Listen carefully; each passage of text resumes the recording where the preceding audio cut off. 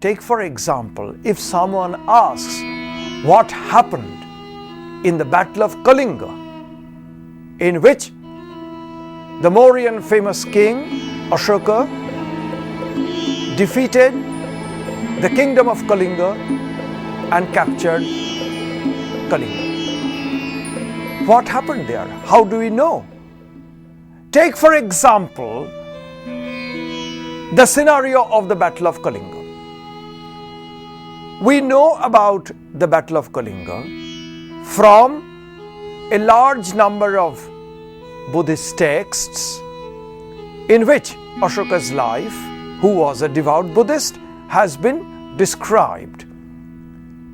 Ashoka himself, in one of his edicts, gives an account of the terrible tragedies that took place during that bloody war.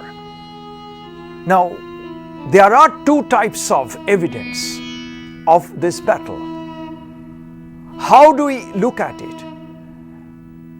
Both are important sources, but what should be the precedence? What should get the precedence for the historian? Here, the case is Ashoka's inscriptions being written in first person, stated by the emperor himself, is a contemporary source. That is, it was written at the command of the emperor Ashoka. It was written when Ashoka was ruling. So there is an advantage that these are clearly contemporary primary sources. The Buddhist tales, which also highlight Ashoka's reign and talk about his annexation of Kalinga, are later in date than the actual period of reign of Ashoka. Interestingly, there is a difference even in the two types of sources we have just mentioned. Ashoka himself indicates that the perpetration of violence left a deep sense of remorse in his mind after the Battle of Kalinga, paving the way for his embracing Buddhism slightly later after the victory over Kalinga.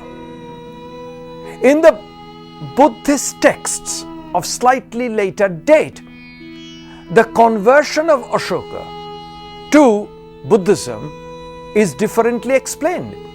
The Buddhist text tells us that Ashoka initially was a person of violent disposition, Chandashoka, cruel Ashoka, who killed many of his brothers in order to secure the throne for himself. Once he sat on the throne, he was full of remorse and became a pious ruler under the influence of Buddhism. The transformation of Ashoka the cruel, Chandashoka, to a pious ruler, Dharmashoka, because of the influence of Buddhism. Now the two sets of stories are different, but the inscription of Ashoka, being a perfectly contemporary source, exactly during the time of Ashoka's reign, and because the inscriptions are stated in the first person, Ashoka himself states that he was full of remorse after the devastations in the Battle of Kalinga. The historian would tend to give greater credence to the statement of Ashoka than to the statement in a Buddhist text of a later period.